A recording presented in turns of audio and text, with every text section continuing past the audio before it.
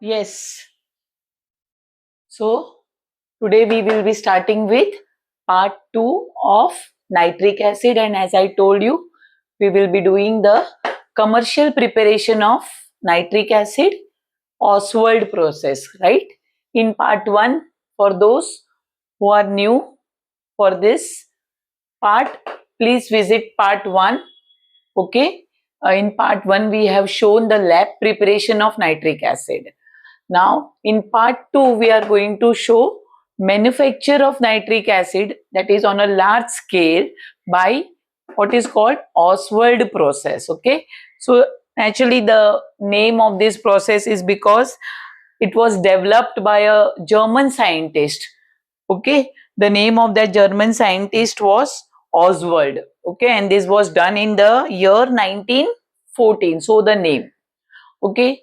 So, here we need to understand what are the reactants, because the reactants in large scale preparation are going to be different from the ones that we have used in part 1, that is lab preparation. Okay, so here we are going to make use of air which is in 10 volumes and ammonia gas that is in 1 volume. Okay, 1 volume of ammonia gas we are going to use and 10 volumes of air. So now the first question is why is this discrepancy when we are using the reactants in terms of their volume, कि क्यों ये volume अलग है और air का इतना volume क्यों लिया है और गैस का, अमोनिया गैस का वॉल्यूम इतना कम क्यों है.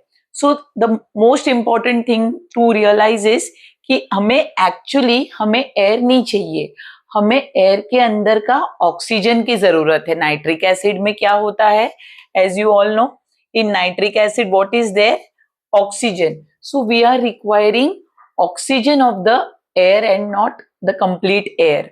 But as we all know, air के अंदर ऑक्सीजन कितना है, हार्डली 20% या 21%. तो हम लोग अगर राउंड ऑफ बोले तो 20%, वो 20% ही एयर है. That is what we can say 1/5.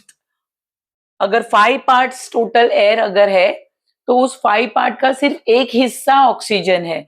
इसके लिए, और ऑक्सीजन ना हमें थ्रू आउट सारे चेम्बर्स में रिक्वायर्ड होता है, तो इसके लिए भी, और ऑक्सीजन हवा में कम है, इसके लिए भी हमें एयर का वॉल्यूम ज्यादा रखना पड़ रहा है. ठीक है. So at one time only we are taking air as 10 volumes and ammonia gas we are taking 1 volume. So before we take air we have to make sure that it is dust free. और फिर हम उसको यहाँ पर जो हम chambers है पहले उसके बारे में जानते हैं. एक पहला चेम्बर हमने लिया है, इसको हमने, इसमें एक कैटलिस्ट रखा हुआ है और उस कैटलिस्ट को हमने पहले से प्री हीट करके रखा हुआ है. कैटलिस्ट है प्लेटिनम और उसको हीट करके रखा हुआ है एट 800 डिग्री सेल्सियस. फिर एक दूसरा चेम्बर है हमारे पास, इसके ये पाइप्स आप देख रहे हो, these are all called convoluted और you can say coiled pipes. ये पाइप्स इस तरह से कॉइल किए गए हैं. और पहला वाला है, इसे हम बोलते हैं कूलिंग चेम्बर. एक्चुअली ये है कूलिंग पाइप्स, और ये वाली चेम्बर है जिसे हम बोलते हैं ऑक्सीडाइजिंग चेम्बर. इसमें प्रोसेस ऑफ ऑक्सीडेशन होती है. एंड फाइनली लास्ट में ये वाले टावर में हमारा फाइनल एसिड बनता है, क्योंकि यहाँ पर वाटर एब्जॉर्ब होता है, यहाँ पर ऑक्सीजन एब्जॉर्ब होता है और फिर नाइट्रिक एसिड बनता है. इसे बोलते हैं एब्जॉर्प्शन टावर. ये एब्जॉर्प्शन टावर भी एक पर्टिकुलरली स्टील का बना हुआ रहता है, कोई अदर मेटल का बना नहीं रहता है. क्योंकि पहले हमने देखा था कि जो नाइट्रिक एसिड है it is very very very strong acid and it attacks almost everything. तो हमने ग्लास लिया था प्रिपरेशन में, तो अगर वो मतलब सिल्वर तक को नहीं छोड़ता, सिल्वर पर भी वो रिएक्ट कर लेता है. तो इसके लिए हमने ये जो टावर यूज किया है वो टावर एक एलॉय का बना हुआ है जिसे बोलते हैं स्टील. ठीक है. तो this tower is very strong और इसके अंदर हमने क्वार्ट्ज के स्टोन्स डाले हैं लेयर्स में. ठीक है. अब क्वार्ट्ज भी आपको पता है, quartz is mineral, a very hard mineral that is being found in nature. इसे हम सिलिकॉन डाइऑक्साइड भी बोलते हैं। और ये जो क्वार्ट्ज है ये एसिड रेजिस्टेंट होता है, ये एसिड रेजिस्टेंट होता है, इसके लिए हमने ये यहाँ पर यूज किया हुआ है। यहाँ पर अगर आप देख रहे हो there is a heat exchanger.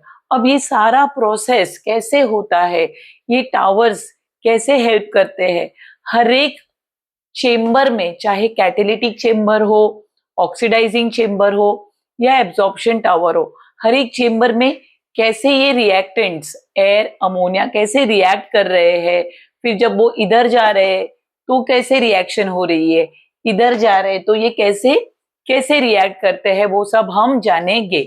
So first and the most important कि जब हम हमारा एयर और अमोनिया को इधर भेजते हैं, ओके, तो यहाँ पर वो लोग रिएक्ट करते हैं in presence of catalyst, in presence of catalyst. तो ये रिएक्शन कुछ इस तरह से होती है कि यहाँ पर हमारा अमोनिया है, ठीक है, NH3 plus oxygen of the air, they react under the presence of a catalyst platinum at around 800 or we can say 7 to 800 degree Celsius पे हमने हीट किया हुआ है।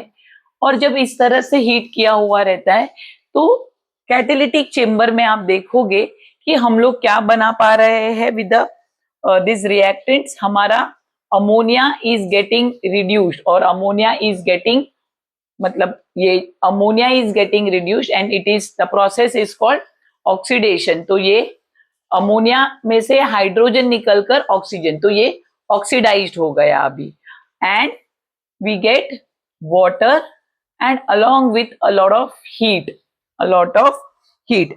So this is the reaction that is taking place in this chamber, ammonia reacting with air, oxygen of the air under the presence of a preheated catalyst platinum at around 800 degree Celsius.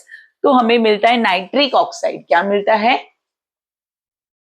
Nitric oxide and water along with lot of heat, so this means it is an exothermic reaction, it is an exothermic reaction. तो अभी हम लोग इसकी balancing पे ध्यान देते हैं, क्योंकि कई बार बच्चे रिएक्शन लिख लेते हैं एग्जाम में बट बैलेंस नहीं करते, तो फिर क्या होता है, दे गेट, मतलब आप बोलोगे मैम हाफ मार्क तो दे दो, नहीं, अगर आपने बैलेंस नहीं किया हुआ है तो पूरा 0 मार्क्स ही मिलता है। चाहे आपके रिएक्टेंट्स प्रोडक्ट सारे सही हो पर बैलेंस नहीं किया है तो मार्क्स मिलेंगे नहीं। So now let's understand how to balance. जैसे मैंने आप लोगों को बोला था कि try to make oxygen even, try to make oxygen even. तो यहाँ पर मैं क्या कर रही हूँ, ऑक्सीजन को इवन कर रही हूँ, ऑक्सीजन को इवन। ये ऑक्सीजन ओ, पहले मैं 2 से स्टार्ट करूंगी, अगर मुझे लगा नहीं 2 से भी नहीं हो रहा है तो फिर हम जाएंगे 4 पे। ये ऑक्सीजन इवन हो गया, तो ये हो गया 2 2 जा 4। क्या कभी भी ये हाइड्रोजन 4 हो सकता है क्या, मैं इधर कुछ भी डालू, शुरुआत करती हूँ 1 से, 1 3 जा 3, 2 3 जा 6, तो मतलब ज्यादा से ज्यादा ये हाइड्रोजन अगर हुआ भी तो 6 होगा, करेक्ट। तो अगर मैं इधर इसको अभी इवन बनाने के लिए मेरे पास क्या चाह रहा है, इधर 4 डालती हूँ, क्या डालती हूँ 4, तो ये हो जाएगा 4 2 जा 8। अब वापस से आप देखो, हाइड्रोजन कभी भी इधर कुछ भी डालने से 8 हो सकता है क्या, नहीं ना, क्योंकि 2 3 जा फिर से 6 ही होगा। तो अब मैं यहां पर जाकर इसको 6 करती हूँ। अब देखो ऑक्सीजन तो इवन हो गया पर हाइड्रोजन वापस से 12, तो क्या ये हाइड्रोजन कभी भी 12 हो सकता है, यस हो सकता है। कैसे, अगर मैं इधर 4 डालू, इधर मैं 4 डालू, तो इस तरह से मेरा अभी के लिए ऑक्सीजन इवन हो गया है, हाइड्रोजन 12, हाइड्रोजन 12, बट इसके चलते मेरा नाइट्रोजन क्या हुआ है 4, तो मैं इधर 4 डाल देती हूँ। अब हम अपना ऑक्सीजन काउंट करते हैं, ऑक्सीजन कितना है 4 प्लस 6 10, तो क्या मैं इस ऑक्सीजन को 10 बना सकती हूँ, yes, by adding 5, correct. So this is how you should think when you are doing balancing. तो ये हो गया हमारा reaction in the catalytic chamber. अब कैटेलिटिक चेम्बर में आपने देखा हमारा क्या प्रिपेयर हो गया है, नाइट्रिक ऑक्साइड और water and lot of heat. अब ऑलरेडी ये प्लेटिनम हीटेड था 800 डिग्री पे, इस पे ऊपर ये रिएक्शन भी एक्सोथर्मिक है, तो काफी जो भी प्रोडक्ट्स निकल रहे हैं ना काफी गर्म होते हैं, काफी गर्म। ये तो एक नाइट्रिक ऑक्साइड गैस है, water also is coming out in the form of vapour because it is very very very hot. तो हमें क्या करना पड़ता है, ये सारी चीजों को एक हीट एक्सचेंजर में डालना पड़ता है, वहां पे थोड़ी देर ये रुकते हैं, वहां पे वो थोड़े ठंडे होते हैं, और फिर उनको इस कूलिंग पाइप से धीरे धीरे धीरे धीरे इस तरह से डाला जाता है। और यहाँ पर क्योंकि ये गैसियस फॉर्म में होते हैं बच्चे लोग, तो यहाँ से ऊपर से पानी डालते हैं, ऊपर से पानी डालते हैं मतलब वो पानी अंदर नहीं जाता है पाइप्स के, सिर्फ ऊपर से जो भी गैसेस NO एंड H2O जा रहे पास हो रहे हैं वो थोड़े ठंडे हो जाए, वो थोड़े ठंडे हो जाए। और जब यहाँ से वो जा रहे हैं तो यहाँ से हमने देखो बाहर से हवा भी छोड़ी है, तो जब हवा इस तरफ जाएगी ना तो ये जो भी NO है इस NO के साथ वो हवा वापस से रिएक्ट करेगी, पर यहाँ पर ये NO अब थोड़ा सा ठंडा हो चुका है, ठीक है। तो ये NO जो है इस ऑक्सीडेशन चेम्बर में, ऑक्सीडाइजिंग चेम्बर में वो वापस से हमने ऊपर से डाली हुई हवा के साथ, हमने ऊपर से डाली हुई हवा के साथ रिएक्ट करता है। बट अब इस बार टेम्परेचर काफी कम हो चुका है, अराउंड 50 डिग्री सेल्सियस पे ये ऑक्सीडेशन प्रोसेस होती है, जहां पर हमारा NO2 तैयार होता है। क्या तैयार होता है बच्चे लोग? NO2। अब वापस से हम चलते हैं कि भाई मैम प्रोडक्ट में तो ऑक्सीजन बैलेंस्ड है, पर यहाँ पर इस वाला ऑक्सीजन ऑड है, तो हम इस वाले ऑक्सीजन को इवन बना दे। ठीक है, बना दिया। अब इसके चलते नाइट्रोजन क्या हो गया? 2, तो इसको भी 2 बना दे, हो गया। अब ऑक्सीजन कितने हो गए? 2 2 जा 4, तो ये 2 एंड ये 2 4 हो गया बैलेंस, ठीक है। सो इस तरह से आप देखोगे ऑक्सीडाइजिंग चेम्बर में we have nitric oxide getting further oxidized to nitrogen dioxide at 50 degrees Celsius because we have made the products from the catalytic chamber to flow through these cooling pipes, and at both the places we have shower of water which makes the condensation process more easier and faster.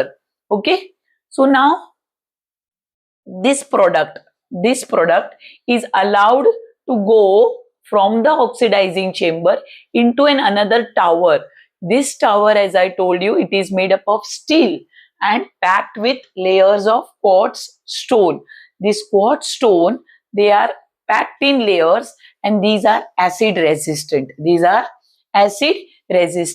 तो जैसे ही ये NO2 along with water है ना, हमारा water भी था, if you all remember, हम water भी ऊपर से डाल ही रहे, एब्जॉर्प्शन टावर में भी डाल रहे, और अगर जरूरत लगी, अगर हमारे पास इधर ऑक्सीजन कम लग रहा है जो इधर से आ रहा है हवा, तो हम इस लेयर, इस प्रोसेस में पानी के साथ और हवा भी एक्सेस छोड़ सकते हैं।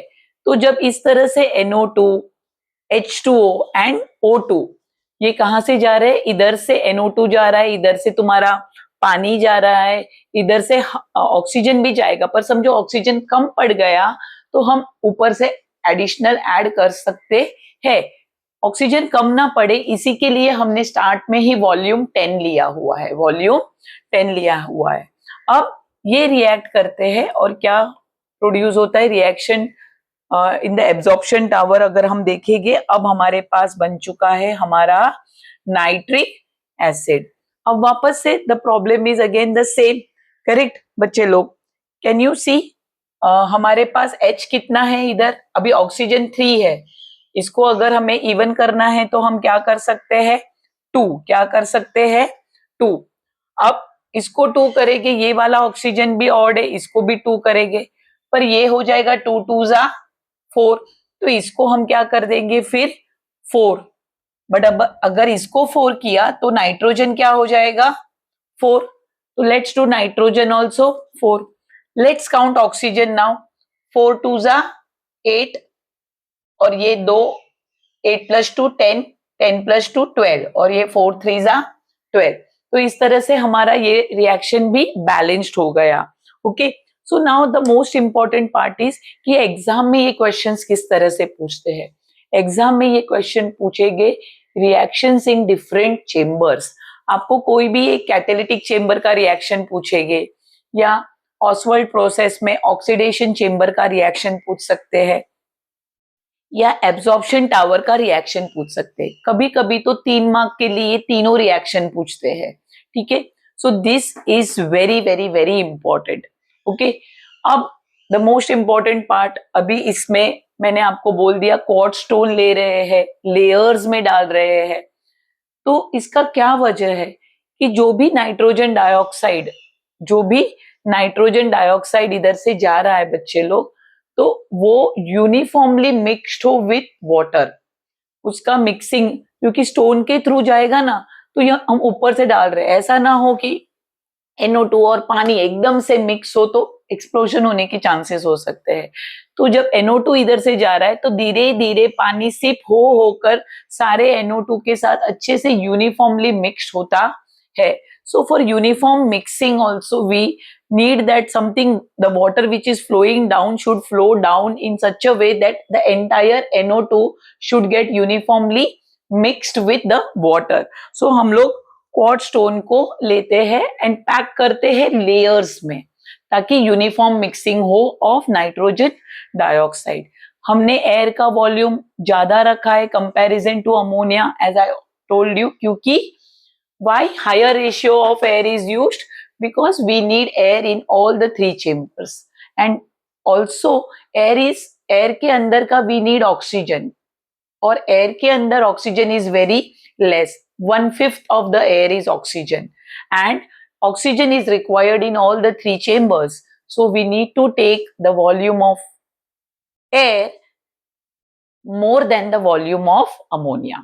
Okay, फिर एक क्वेश्चन आता है, explain with suitable reason why quartz stones are used in absorption tower, so that nitrogen dioxide gets uniformly mixed with water and forms nitric acid. Okay, so now the next is कि why bottles containing nitric acid should always be stoppered. क्योंकि जो nitric acid का जो physical property में जो nitric acid का physical nature है ना, वो हाइग्रोस्कोपिक है. हाइग्रोस्कोपिक का मतलब होता है बच्चे लोग कि जैसे ही वो एटमॉस्फेयर को एक्सपोज्ड होता है ना, it will absorb moisture from the atmosphere. Okay, भले वो अपना स्टेट नहीं बदलेगा, बट वो मॉइस्चर को एब्जॉर्ब करने के वजह से उसकी कॉन्सेंट्रेशन में फर्क पड़ता है. क्योंकि इस तरह से जो हमने नाइट्रिक एसिड प्रिपेयर किया है ना, उसका कॉन्सेंट्रेशन है 50%. तो हमको इस बॉटल को ऑलवेज टॉपर्ड रखना है because it is hygroscopic and it fumes. अब यहाँ पर ऑसवाल्ड प्रोसेस में हमें मिला है 50% concentration, but we are not happy with that concentration. तो हम इसको क्या करते हैं, हम डिस्टिलेशन करते हैं नाइट्रिक एसिड का पानी के साथ, और हम इसका कॉन्सेंट्रेशन रीच करवाते हैं around 68% through distillation process. Okay, अब अगर आपको चाहिए कि नहीं मैम 68% भी बहुत इनफ नहीं है ना, कई बार जैसे टीचर्स आपको बोलते हैं क्या आपके इतने ही परसेंटेज आए, क्या इतना ही आया, नहीं और चाहिए, you have to work more harder. Okay, अब 70 आए, नहीं अभी 80 चाहिए, 80 आए, नहीं 90 चाहिए, 90 आए, नहीं 95 चाहिए. तो इसी तरह से हमने नाइट्रिक एसिड 50% पे तो लाया था, बट खुश नहीं थे, तो इसके लिए इसको हमने डिस्टिलेशन किया ओवर वाटर. ठीक है, तो हमने 68% तक नाइट्रिक एसिड लाया, बट उसके बाद भी we are not happy as human nature, we need to get more concentration. So हमने क्या कर दिया, हमने इसकी डिस्टिलेशन की ओवर कॉन्सेंट्रेटेड सल्फ्यूरिक एसिड. और जब हम कॉन्सेंट्रेटेड सल्फ्यूरिक एसिड के साथ इसकी डिस्टिलेशन करते हैं ना, तब हमें जो नाइट्रिक एसिड मिलता है वो अराउंड 98% मिलता है. क्या मिलता है, 98% नाइट्रिक एसिड, मतलब 2% ही पानी होता है उसमें फिर. ठीक है, अब ये 98% नाइट्रिक एसिड को हम बोलते हैं फ्यूमिंग नाइट्रिक एसिड, क्योंकि वो काफी फ्यूम होता है, फ्यूमिंग नाइट्रिक एसिड, क्या बोलते हैं उसको, fuming nitric acid, which is nitric acid with 98% concentration. कई बार एग्जाम में ये वन नेम द फॉलोइंग में या कहीं असर्शन रीजनिंग में ये पूछते हैं, ठीक है। Then we come to reaction of nitric acid on skin. हमारे स्किन के साथ ये क्या रिएक्शन, क्योंकि ये बहुत कोरोसिव है, हमने लैब में जान ही लिया था। तो अगर स्किन के कांटेक्ट में आए तो ये क्या कर सकता है, पूरे स्किन को येलो बना सकता है, पूरे स्किन को येलो कर देगा, है ना। तो ये येलो क्यों होता है, क्योंकि वो रिएक्ट करता है हमारे स्किन के एक प्रोटीन के साथ। इसके साथ, प्रोटीन के साथ। उस प्रोटीन का नाम है xanthoproteic acid, ज़ेंथोप्रोटियाइक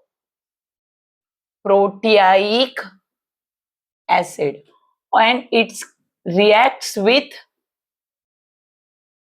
xanthoproteaic acid of skin and makes it yellow in color, ठीक है। तो ये है हमारे स्किन के साथ उसका रिएक्शन।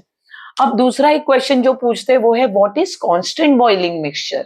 ये क्या है भाई साहब, कांस्टेंट बॉइलिंग मिक्सचर क्या है। तो अभी अभी हमने बोला कि हमने तो जो नाइट्रिक एसिड पाया था वो 50% का था, बट अगर हमें उसको 68% तक लेके जाना है, 68% तक, तो हम इसे पानी के साथ बॉईल करते हैं, करेक्ट। तो पानी के साथ जब बॉईल करते हैं ना तो काफी पानी इवोपरेट होते रहता है और हमें नाइट्रिक एसिड मिलता है। पर एक ऐसा टेम्परेचर आता है अराउंड 121 डिग्री सेल्सियस का, 121 डिग्री सेल्सियस, कि उसके ऊपर अगर हम हीट करेंगे ना तो पानी नहीं सिर्फ निकलता, उसके साथ नाइट्रिक एसिड भी निकलने लगता है। मतलब बॉइलिंग पॉइंट नाइट्रिक एसिड का 121 है, तो आप 121 तक सिर्फ पानी को इवोपरेट कर पाओगे। 121 के आगे करने गए तो पानी भी होगा और साथ में नाइट्रिक एसिड भी होने लगेगा इवोपरेट। तो मतलब आपका नाइट्रिक एसिड का कॉन्सेंट्रेशन लगभग इसके बाद सेम रहेगा, क्योंकि कंपोजिशन फिर चेंज होगा नहीं, क्योंकि after 121 degree Celsius both water and nitric acid will evaporate simultaneously, दोनों। तो इसके वजह से कांस्टेंट बॉइलिंग मिक्सचर बच्चे लोग उसको हम ये बोलते हैं कि it is a mixture where after boiling to that point the composition of the mixture does not change, it remains the same, okay। तो ये है सारे क्वेश्चंस, ये है हमारा ऑसवर्ल्ड प्रोसेस। रिएक्शंस काफी इंपॉर्टेंट है, एब्जॉर्प्शन टावर में क्वार्ट्ज क्यों लिया है, वॉल्यूम में एयर क्यों लिया है। हाँ, और एक सबसे इंपॉर्टेंट चीज जो थोड़ी सी रह गई वो है कि ये रिएक्शन कैटालिटिक चेम्बर का एक्सोथर्मिक है, तो इसकी जो हीट होती है ना वो हमारे प्लेटिनम को इस टेम्परेचर पे हीटेड रखती है। तो एक बार हमने प्लेटिनम को हीट कर लिया ना 700-800 डिग्री सेल्सियस पर, तो वापस से हमें हीट करने की जरूरत नहीं है, ठीक है। So this is about the Ostwald process. अब पार्ट 3 में we will be taking physical chemical properties of nitric acid, okay. So after that जो भी आप अभी तक अगर नहीं किए हुए हो पार्ट 1, तो पार्ट 1 पार्ट 2 करिए, please be with me so that we can complete the portion very in time, and I will prepare you for even the board exams के क्वेश्चंस। पास्ट 2-3 इयर्स के बोर्ड पेपर्स भी हम साथ मिलकर कर लेंगे। तो I think this should be very sufficient for all of you. In case आपको इसमें से कुछ भी बैलेंसिंग नहीं समझी है या कुछ भी, तो please message me and please do subscribe, like and share. Part 1 and part 2 are already now available for you all to go through, okay। Yeah, thank you.